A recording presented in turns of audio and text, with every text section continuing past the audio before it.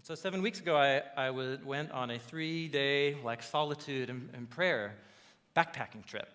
I've never done anything like that before, but this is a season of trying new things in my life. And so my goal was to go be in one of my favorite, most beautiful places and do it with Jesus and talk to him and see if he had anything to say to me there. And so what I love about, any backpackers? Any hikers, trail runners, anybody? Yeah. Okay, so here's what's so great about pushing your body to the extreme, carrying, heavy loads on your back. And actually, you can do this without carrying a heavy load on your back. One thing that I love about backpacking and trail running is the experience of what some people call the runner's high. The runner's high. So when you really push your body to extreme limits of endurance, your body floods itself with natural chemicals. They're called endorphins, and they make you feel really, really good. And another thing, at least what happens to me, is that my thinking gets really clear and really focused. And so what I often do is save up theological or biblical puzzles or things that I'm thinking about for a trail run, and I'll kind of stock the mental list, and I'm ready, I'm hit the trail, I'm breathing, and I'm focused, and I turn into the rich interior world that is my mind. And so that's what I did. And on the first 3 miles of the hike, I had a lot of elevation, and so I just here we go. I'm working on some things in Exodus chapter 4 today, and up the trail we go. And because Exodus 4 is wild, and that would be a whole other talk, but anyhow. So I was going up the trail, and actually I was going about 3.5 miles to a turn to explore this place that is no joke. You'll see why this is ironic and meaningful later, to a place called Eden Park, to look for some campsites for that night. And so I'm just cruising. I'm having a great time. I'm sessioning Exodus 4 in my mind. And up on the left, I see rustling in the bushes. And so the first thing I think is it's an animal. But then it's not running away. And then that's not good. If it's an animal that's not running away, it's an animal that could kill you. And so it wasn't, though. It wasn't an animal. It was a woman crouching down in the bushes. And I'm not sure if that's any better. What's going on here? And so I get up, and this all happened in 2 seconds. So what I thought was she is, I would say, going to the bathroom in the U.S. What would you say? Going to the bathroom? Of course, there's no bathroom. Well, actually, there is a bathroom. Here's what's so great about backpacking is you can go to the bathroom wherever you want, and usually have great views while you're doing it, too. And so I thought that's what was happening. I was I've come across a woman. She's, in the bushes going to the bathroom. I'm just going to, keep on going. And all of a sudden, I realized she wasn't going to the bathroom. She stood up, and her mouth was full. And she held out her hands, and she said, "Look at all of these huckleberries." Now, I've been informed that here in the UK, you don't have a thing that you call huckleberries, but think of it like a wild blueberry. You guys have blueberries? Yeah, okay, there you go. So, what I looked around, and I realized that I was surrounded by the densest, most filled huckleberry bushes, wild. What do you want me to call them? Huckleberries or blueberries? What do you prefer? Yeah, huckleberries. Okay, because that's what I call them. So that's what they are. So can we get the picture back up there? So, this is if you go to a rural farm and it's the you pick berry bushes. That's what it was like. And I looked back down the trail, and for as far down as I could see, about a mile, it was just huckleberry bushes that I had been walking through. And I looked up another 3/4 of a mile to the turn, and it was just huckleberries. And there was something about the timing and the weather and a million factors for why those berries were there along this big stretch of certain elevation on the side of the volcano. And so, once I did the only thing reasonable to do, which was to pull aside and start eating a lot of huckleberries. And you guys, the huckleberries followed me for all 3 days of my hike. And I had them as snacks. I put them in my, trail mix. I had them so many in my oatmeal every morning. And I discovered that this is a kind of berry that keeps your digestive system very regular. And that's a good thing on the trail. You want to keep the system clear,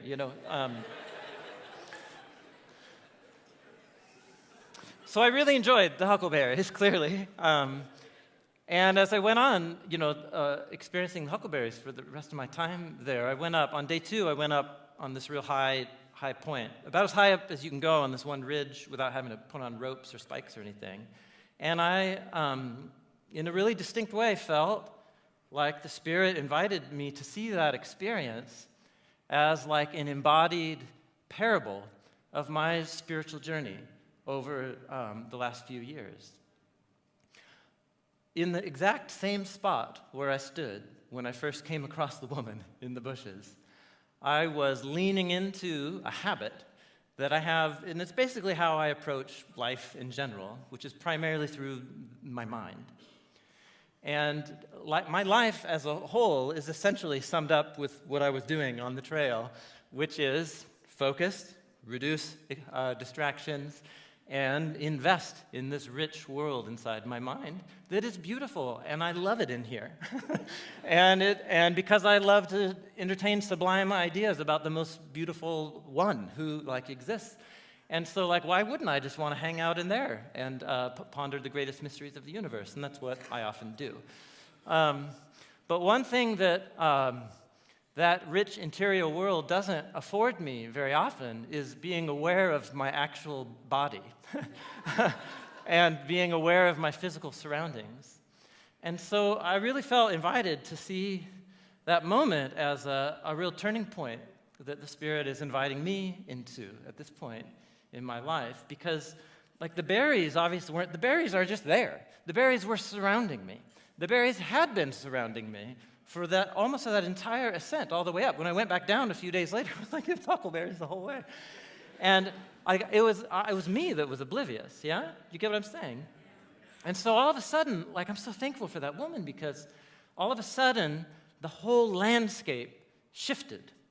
And I was standing in the exact same place that I had been before I encountered that woman.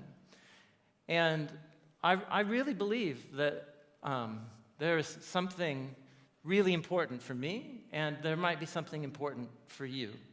What the biblical authors would call that, at least in Greek, the Greek New Testament authors would call this an apocalypsis, or an apocalypse, which doesn't mean the end of the world. It means a moment when something is uncovered. And it was there all along, but you just didn't know it was there. You didn't have the framework or ability to see it, or more likely that you and I have been formed through our habits of mind and body and heart in such a way that we are ignorant of things that are right there around us all of the time, but we've been taught or shaped in ways that we don't expect to see anything there at all. And I realized that I had invested my mind in discipleship to Jesus in a very focused way for many years, but that I had a severely underdeveloped soul. And my ability to experience realities apart from my mind had really diminished. And I didn't mean for this to happen, and I won't blame my tradition and choices. It's where I found myself. And the Spirit really gave me a gift that day on the side of the mountain, because I really believe that it was what I needed to help me see what God is up to in my life, and what I have a deep hunch of what He's up to in lots of people's lives. So for lots of different reasons, I found myself 2+ decades into a journey of following Jesus where I realized, I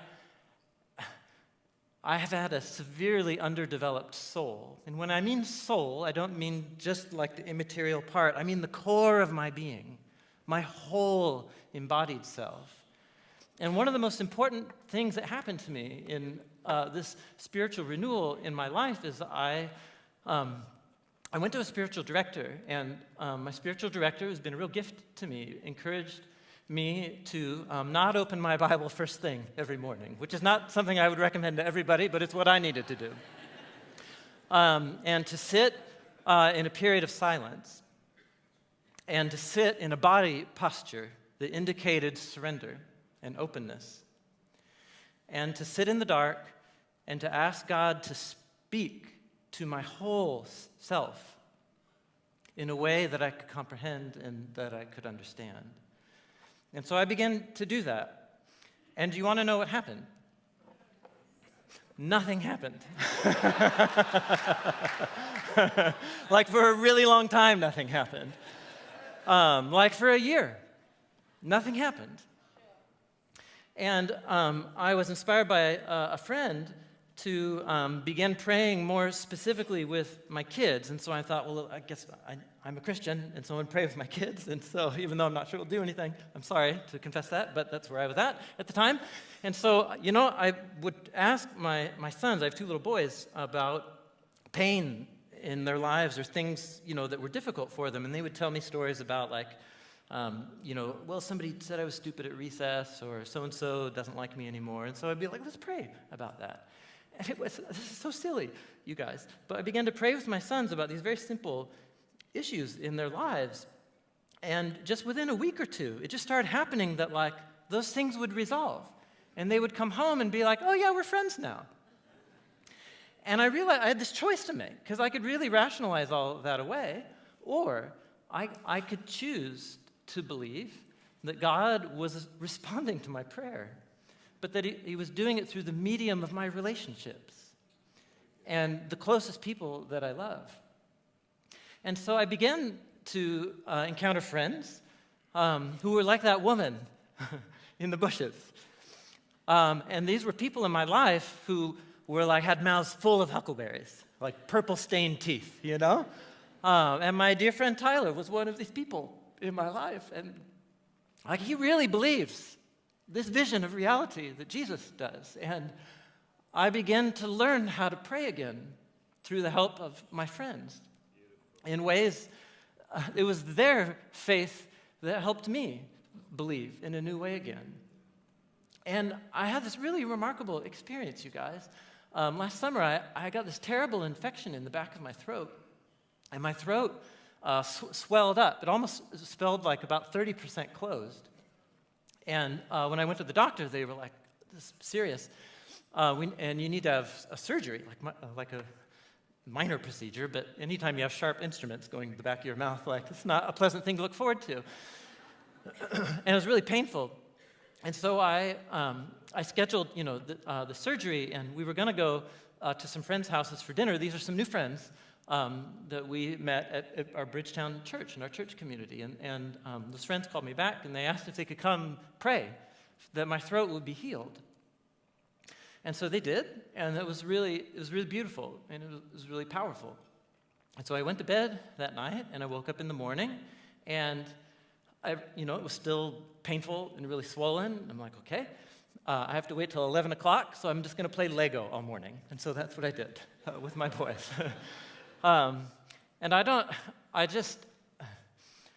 got up to go put on my shoes to go have surgery to deal with my throat. And I walked by the bathroom, and I don't know what to tell you guys, except my throat completely decreased in swelling as I walked in the hallway. And I went to the doctor, and they said, you're fine. We don't need to do anything at all. And you guys, I was just like,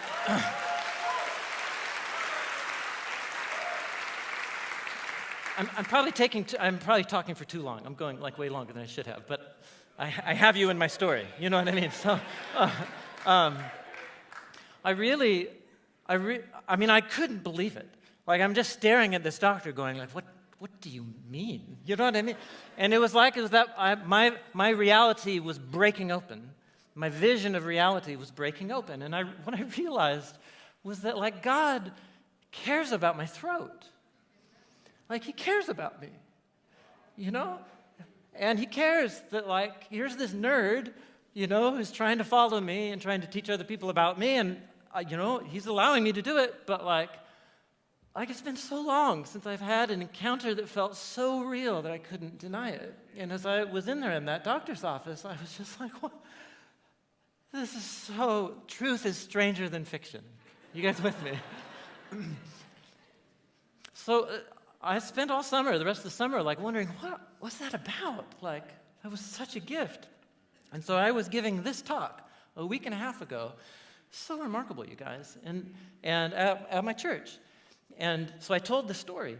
And afterwards, there was a woman named Danielle who came up. She was the first person that I talked to, and she said, Tim, you have a whole podcast series, and you made a video about the Hebrew word for soul. And maybe I've taught some of you that word through the video. Anybody? What's the Hebrew word? Nefesh. Yeah, nefesh. Do you remember the most literal meaning of nefesh? Throat. And Danielle said to me, God healed your nefesh, and he's healing your nefesh. Yeah?